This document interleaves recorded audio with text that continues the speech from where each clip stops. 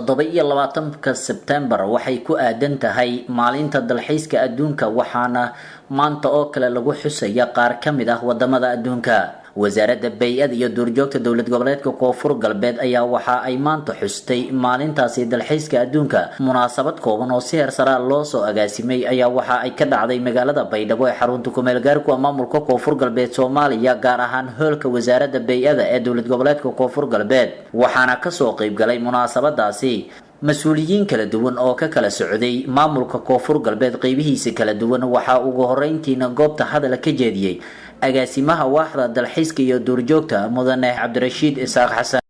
dowlad goboleedka Koonfur Galbeed meeku ugu jartay baraawo iyo meeku ugu jartay idanaal meeku ugu jartay housing map galaan 8 member sheeyeen astayti oo meeku biro 8 goobood oo laga dalxiiska koro dowladda Soomaaliya waa 8 asug dowlad goboleedka Koonfur Galbeed meeku ugu jartay baraawo iyo meeku waxaa sidoo kale goobta hadallo kala duwan ka jeediyay qaar kamid ah marti sharaftii munaasabadaasi ka soo qayb gashay. maalintu qiimaha yeelata maalintu faa'iidada bulshada Soomaaliyeed maalintu tan ay leedahay muhiimadda iyo gaar ah la timay raayso dhammaan qaybooyinka guddiga bulshada wax la baranayo in wax la barto marka arrimahaas waxaa ka horeeya wasaaradda missionkeeda waxa weeye inay ilaaliso bii'ada oo dhinaca kasta ah macnaha haddii oo wasaaradda bay'ada mayba lahaa eediyada mahadsanta in badan xaflado badan oo yahay gaban gaabiday lama deeyin maalinta dalxiiska aan ku qayb galay ka xildhibaan ahaan shaqa wanaagsan ku haysta gobolka ka aan doogno badiyow may waxa maadaama waqti kale roogo mar hambalyo yeli hambalyo maalinta dalxiiska wali waa maalin oo leeyahay maalin farxadeed oo yaani deegaanka ka dalxiiso shii bilicdiis leeyahay ku sheekeeyahayo walow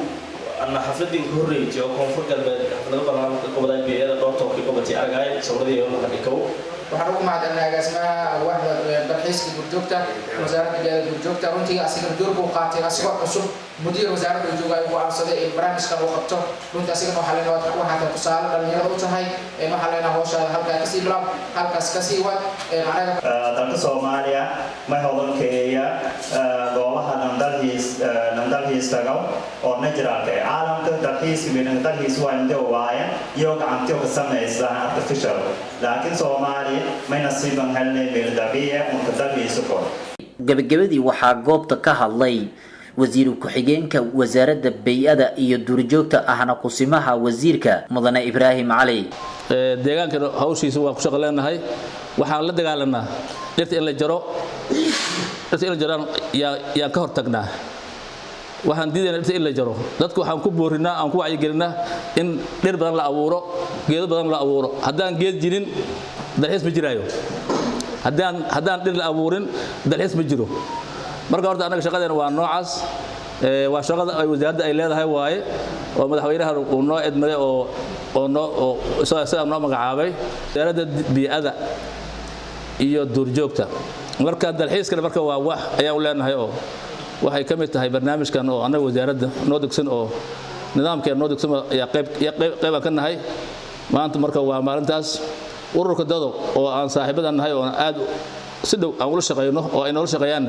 aad bay u mahadsan yihiin 100%. munaasabadaasi qiimaha badan ayaa waxaa kaalin lixaad leh ka qaatay ururka dado oo ah urur u taagan horumarinta deegaanada Koonfur Galbeed Soomaaliya. Xasan Cali Daawud Xasan Sheelare, warbaahinta Goobjoog, magaalada Baydhabo.